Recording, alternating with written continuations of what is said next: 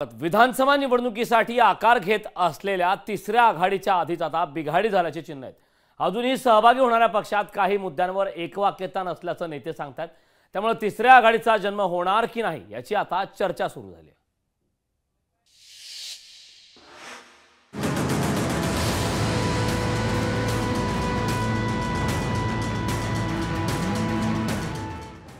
विधानसभा निवडणुकीसाठी सत्ताधारी आणि विरोधकांशी समान अंतर राखून तिसरी आघाडी निर्माण करण्याचा प्रयत्न सुरू झालाय। पण या तिसऱ्या आघाडीचंही काही खरं नाही। तिसरी आघाडी व्हावी असं वाटणारे अनेक नेते आहेत, पण कुणाचाच कुणात ताळमेळ बसताना दिसत नाही। किमान समान कार्यक्रम तयार करण्यासाठी आणखी काही दिवस लागतील असं संभाजीराजे छत्रपती सांगू लागले। किमान समान कार्यक्रम निश्चित झाल्यावरच तिसऱ्या आघाडीची घोषणा करू असं संभाजीराजेंनी संकेत दिले। आम्ही सगळे एकत्र यायला लागलो, चर्चा करायला लागलो, ज्याच्यातून एक महाराष्ट्राला एक सुसंस्कृत महाराष्ट्र घडवण्यासाठी आमचा हा प्रामाणिक प्रयत्न आहे।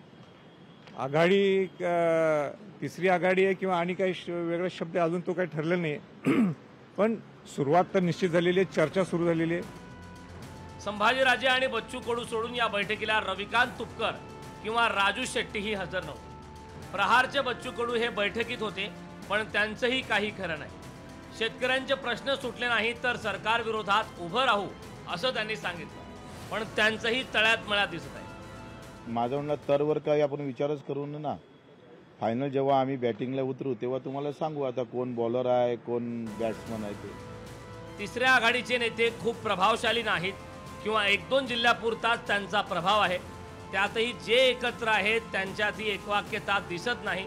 त्यामुळं ही तिसरी आघाडी फक्त कागदावरच राहणार का अशी चर्चा सुरू झाली। दिलीप राठोड, लोकशाही मराठी, मुंबई।